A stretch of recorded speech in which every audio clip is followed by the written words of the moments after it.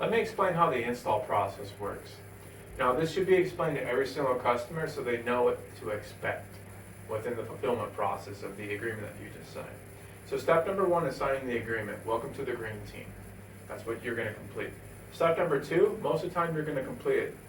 That is to do the site survey. So that's all the photos that we require to do the engineering, the plans, and to get ready for the installation. Most of the time you're going to complete that, but some jurisdictions do require an extensive site survey.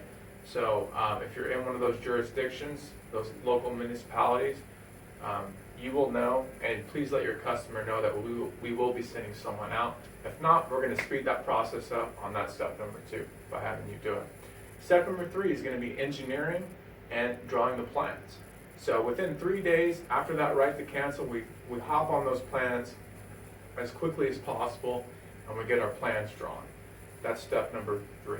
Step number 4 is we're going to submit to the local building jurisdiction for plans and permit approval. So this is one of the processes that's out of our control.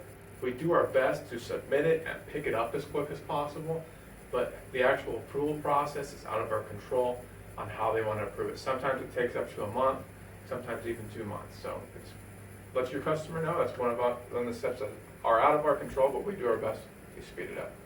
So after that permit's been approved, within 3 days, we want to schedule that installation with the customer. That's where we pick up the phone and we call them, our operations crew, to schedule that installation with the customer. So that's step number 5. It's going to be installation. Installation generally takes up to 1 to 2 days, depending on the system size. If it's a ground mount, it can take longer, depending on the scope of the work. So that's installation. The next step is going to be inspection. So this is where the local building jurisdiction inspects the work that we've done. So that's inspection. Generally, it's completed 1 to 2 days after and or the same day while during we do the installation. So the next step after that's done is going to be utility submittal for permission to operate, PTO, or some jurisdictions do still require a utility inspection where the utility company actually comes out, inspects the work we do, and turns it on then and there. So that is that's the step for PTO.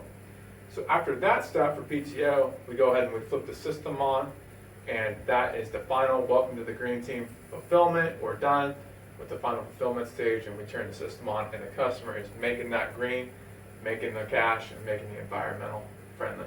Now, within every one of these steps, generally, except with the exclusion of step number 1, the customer is going to receive an email and a text. When you put in the right phone number and email for the customer, they're going to receive automated communication.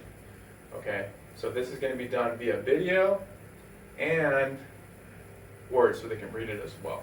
Now, if your customer speaks Spanish, we are going to have Spanish subtitles so we can still communicate with our customers. So that is our installation fulfillment process. We want to do our best at that, and boom.